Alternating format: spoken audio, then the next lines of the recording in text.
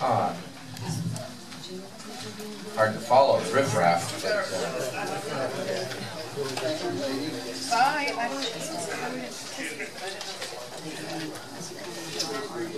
just a couple of things.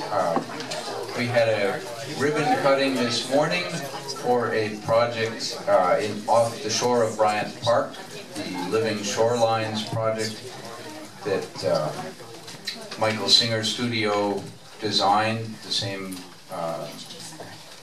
nationally known, actually internationally known studio that designed our landscaping up at the beach.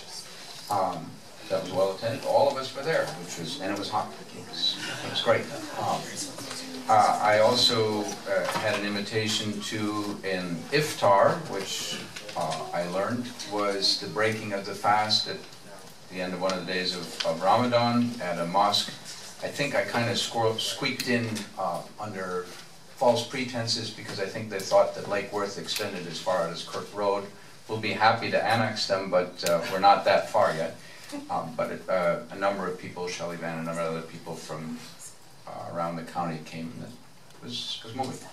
I also attended a gathering of Color of Hope, which is a Haitian group, including members from Lake Worth, that does development work in Haiti, and was happy, kind of unrelated to being a commissioner, but a friend went off to Haiti and I was able to send a small solar system with them and watch through the internet of it getting started out there. It seems to be working, so that's my report. Very good, thank you. Mr. Meyer, please. Hello. On June 16th, I attended the monthly meeting of the Treasure Coast Regional Planning Council.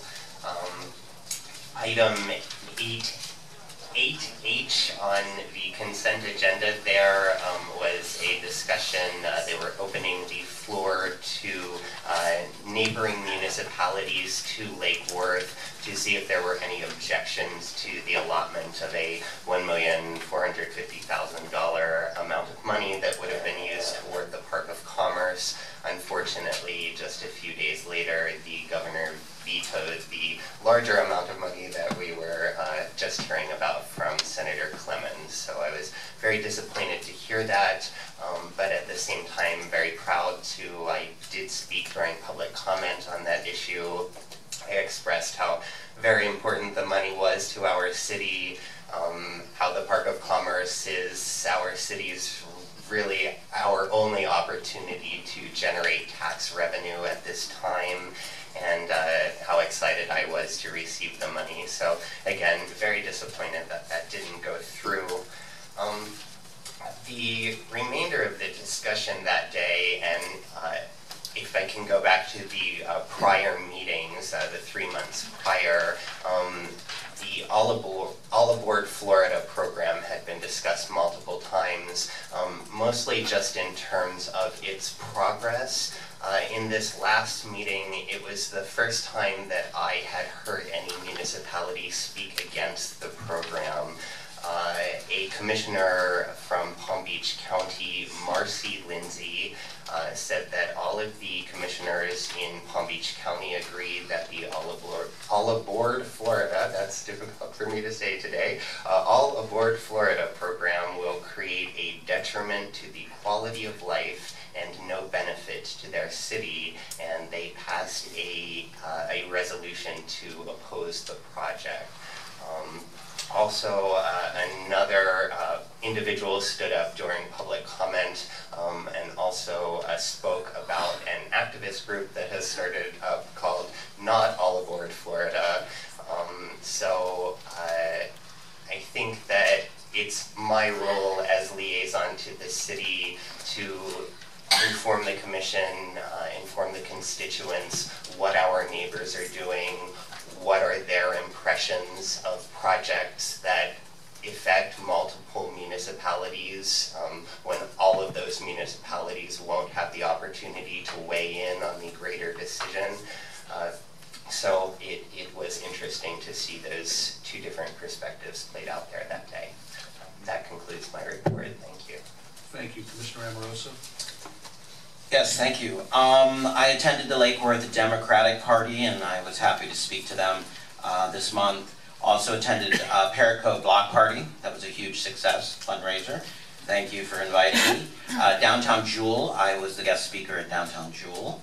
I attended with the Rotary, the library, the kids program prior to the 4th of July. We came out with the Rotary and gave away flags for all the kids and stickers, and they were really happy to get that. I also attended the Living Shoreline this morning, which is great, and I look forward to the up-and-coming extensions on the south end. I also attended with the CRA, where you still have the NSP2 program continuing on, the driver family home dedication. Also attended the Solid Waste Authority's grand opening of their new plant, which was great, and it was, you know, just a great thing to see, and I'm looking forward to working with them as we move our solid waste and our recycling program forward in the city of Lake Worth. I also attended the Sister City meeting at the Cultural Council last week.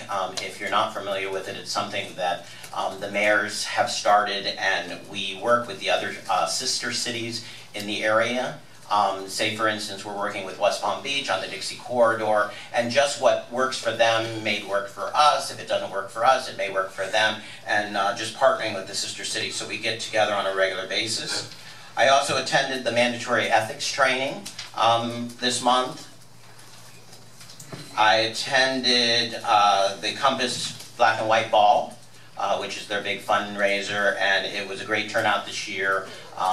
Marriage equality, so there were a lot of great things happening. I attended the District 3 luncheon for Palm Beach County League of Cities. I now sit on the League of Cities, Palm Beach County League of Cities Board of Directors, so I attended their board meeting and their luncheon. Also attended Palm Beach Photographic Center. We have a group of Mayan children in the city of Lake Worth that have been working through the city taking pictures, and they had a grand opening, a show, and the actual show goes on through August 15th. Opening night reception was Friday, June 26th. So I encourage you to go by and see that. Also, I wanted to mention a little bit about the raft race this year. I want to thank all the volunteers for coming out and participating, and like the Vice Mayor had said, it really brings the city together. I was happy to co-host this year's event, the 4th of July event in Bryant Park on behalf of the city with Emily from the CRA and the boys from Propaganda. Again, it was a huge success. Fireworks were great, and it just complements well everyone working together, starting with the raft race, the vendors and the music in the park. I want to thank Peggy. She volunteered to come out, and she ended up staying most of the day, and then she came back and she was working with the kids. So that was great. Thank you, Peggy. And then also JT came out for a couple-hour shift and stayed most of the day. So again, it takes a village, and I just want to thank everyone for coming out. Last but not least, a couple up-and-coming events. We've got July 25th with the NET team and the CRA Community Cleanup in Royal, Point Siena, and Tropical Ridge neighborhoods. Saturday, July 25th, starting at 8 a.m. And we're going to meet at 1121 Lucerne Avenue, which is the Art Center. And then we've got a couple, if you remember, we did a GoFundMe to bring back the movie nights in the plaza. So we've got a couple movies left. On July 24th, we have Willy Wonka, and it's the original Willy Wonka. And then August 7th, we have Box Trolls. So we invite all the kids and the families out to participate, and I look forward to being out there with the kids making Box Trolls. Thank you. Thank you, Commissioner. You're welcome. And I myself attended the ribbon cutting this morning. That was a good time. I'm wondering though, for those of you who are really into the environment a little bit more than maybe I am. I mean, not that I'm You're very into it. I'm into it. But what about the gnats? Aren't they supposed to go away when you bring all this new? You had a bug problem? Oh man, the bug, they were just everywhere. It was a great event. There was probably, what, 50 people come out of that. So it was a nice event. Also, this past Saturday, we had Captain Linscoop from the Palm Beach County Sheriff's Office come out and present to the NAPC President's Council monthly meeting, gave a presentation on the Citizens Observer Patrol. And I was pretty impressed with their, actually they showed a video, It was about 10 minutes long or so, and I didn't realize how many different volunteer activities are actually available for folks within the sheriff's office. It was just, I think normally of just the Citizens Observer Patrol, but they have, you know, horse units, they have parking enforcement, they do bicycle, I mean, there's just a ton of things to do. Marine, that's right. And anyway, the whole purpose of that was to introduce the concept of Citizen Observer Patrol to the President's Council and their respective presidents, with the intent of rolling it out and presenting, if you will, neighborhood by neighborhood.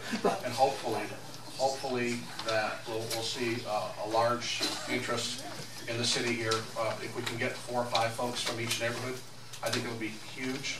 The sheriff is committed to equipping and with cars and everything else we need to take this program to another level. I think we all agree that if we have additional green and gold cars on the street, a lot of these crimes that are being committed by what I call the knuckleheads, you know, breaking into your house and jimming your car door locks, a lot of that I think is going to stop happening, because you're going to have a greater presence on the streets. And you know, folks are working during the day, we're away from our homes, and I think that's where a lot of these incidents are happening. So hopefully this program will, you know, give another pair of eyes and ears, if you will, to our streets, and hopefully deter crime in a very impactful way going forward. So stay tuned for that.